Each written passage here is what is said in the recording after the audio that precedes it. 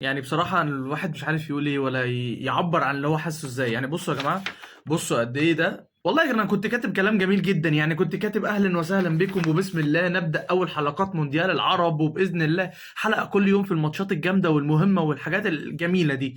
وبعد كده والله العظيم قلت يعني هو الواحد ناقص قرف؟ ما كفاية اللي شافه في الماتش وكفاية اللي لعيبة قطر خلوه يحسوا. الواحد يطلع يعبر عن كلمتين كده زي ما يطلعوا وزي ما تيجي تيجي. هو اي نعم مونديال العرب وحلو وكل حاجه ورائع وتحفه وجميل وعظيم ورهيب وكل حاجه، زي ما كل العرب برضو مش فاهمين ايه اللي قطر عملته النهارده ده كمنتخب قطر. يعني في مثل بيقول لك القطه في بلدها اسد. النهارده لعيبه منتخب قطر ما كانوش اسد. ليه ما كنتوش اسد يا حبايبي؟ ليه لعيبه قطر النهارده ليه ما كنتوش اسد يا بابا؟ ليه يا حبيبي منك؟ ليه 60,000 متفرج في الاستاد، منهم على الاقل 55,000 بيشجعوا، 55,000 بيقولوا قطر.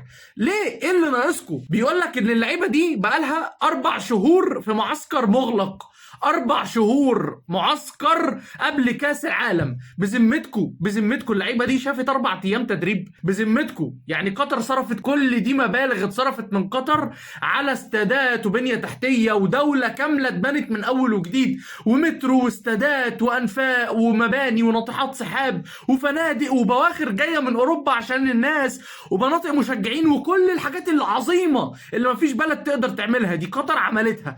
ولكن قطر ما فكرتش انها تغير المدرب الكسر اللي جايبينه للعيبه ديت. قطر ما فكرتش تزود عدد المجنسين شويه في منتخب قطر عشان خاطر العرب اللي هيشجعوا منتخب قطر بقلبهم. زي واحد كده مصري منتخبه ما وصلش كاس عالم وكان بيشجع قطر كانه بيشجع مصر، كانه بيتفرج على مصر.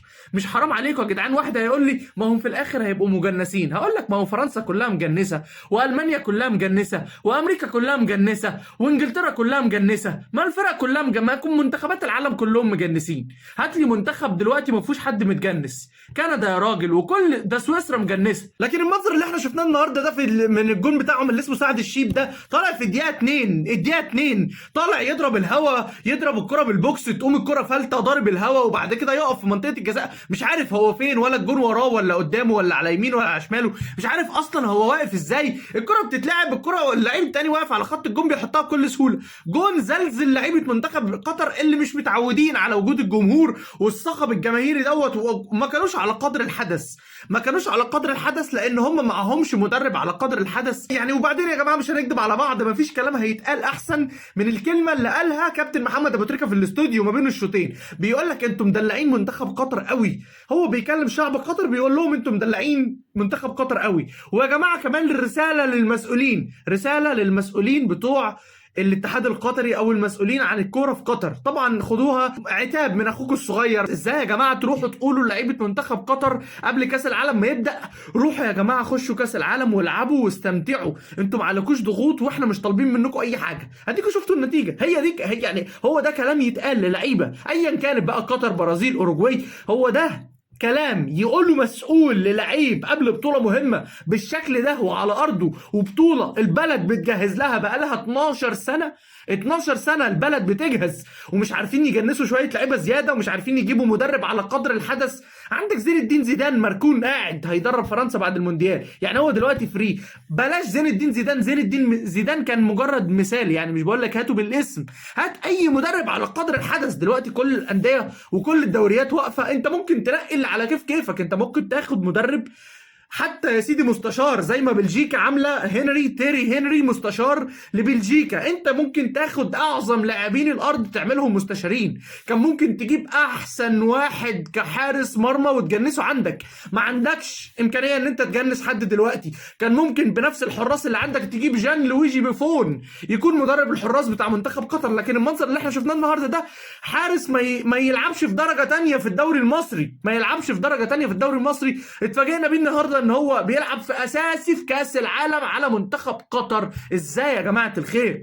احنا كنا بنشجع منتخب قطر ومتحمسين وبنشجعه من قلب قلبنا، وفي الاخر يطلع الاداء ده من شويه لعيبه 11 واحد في الملعب ما بيعملوش اي شيء، لا بيهشوا ولا بينشوا، زي ما قلت لك في اول الحلقه القطه في بلدها اسد، وهم ما كانوش اسود، هم كانوا حاجه تانية. وبعد اذنكم ما حدش يزعل من النقد، عشان برضه زي ما قال كابتن محمد ابو تريكه في الاستوديو، ما تزعلوش من النقد. زي ما انتوا كنتوا ابطال وكنتوا متشالين على الراس، لازم النقد يكون على قدر الحدث وقدر التقصير اللي انتوا قصرتوه، لان انتوا قصرتوا وانتوا عارفين ان انتوا قصرتوا. النهارده المذيع بتاع اللقاء عصام الشوالي يا عيني طول الشوط الاول اقسم بالله صوته يا عيني مش طالع، صوته مش طالع، نفسه منتخب قطر ينقل 3 4 كرات ورا بعض عشان صوته يطلع.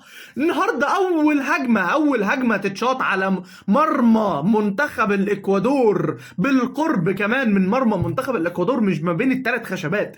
اول كره تتشاط علينا في الدقيقه 50 يعني تتشاط لينا في الدقيقه 50 كمنتخب قطر. يعني ازاي يعني انا مش مصدق ان ده افتتاح كاس العالم وقطر بتلعب في كاس العالم في قطر.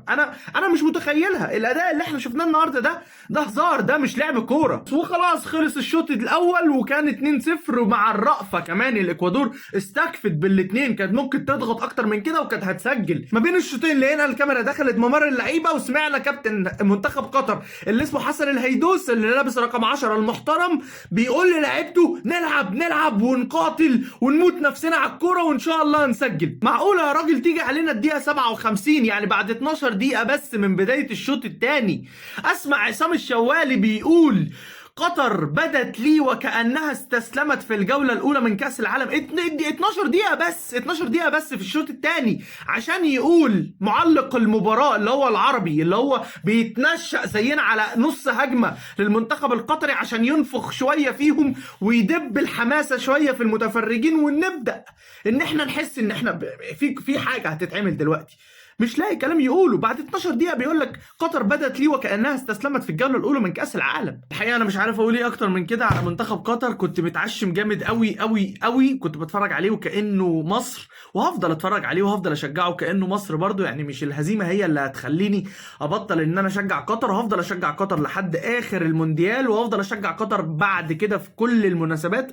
قطر خلاص استحوذت على قلبي بنسبة 1,000,000% بعد كل الحاجات العظيمة اللي هي عملتها في البلد وفي الإسلام وفي النشر القيم الإسلامية وفي استدعاء دكتور زاكر نايك ودكتور عمر عبد الكافي والأحاديث بتاعت سيدنا محمد عليه أفضل الصلاة والسلام في كل مكان وكل شبر في قطر. كل شيء حلو نشرته قطر كان ليه علاقة بالإسلام، وكل شيء ليه علاقة بالسماحة وبالدين وباليسر وبالجمال بتاع الدين بتاعنا كانت بتحاول قطر، وما زالت بتحاول وهتفضل تحاول إنها تبينه على علم فلسطيني اللي اترفع، على المآذن اللي اتغيرت والمؤذنين كمان اتغيروا بأصوات عذبة، كلهم أصوات جميلة. كل حاجة جميلة اتعملت من دولة قطر العربية الشقيقة، أختنا العزيزة قطر في قلبي وهتفضل في قلبي. أنا كل الفيديو كان من حرقتي على منتخب قطر، إن أنا شفت كل شيء مثالي في قطر، فكنت عاوز كمان إن المنتخب يبان بصورة مثالية. أنا مش طالب طبعا، مش طالب من منتخب قطر إن هو يتصدر المجموعة ولا ياخد كأس العالم ولا أي حاجة، ولكن كنت عايز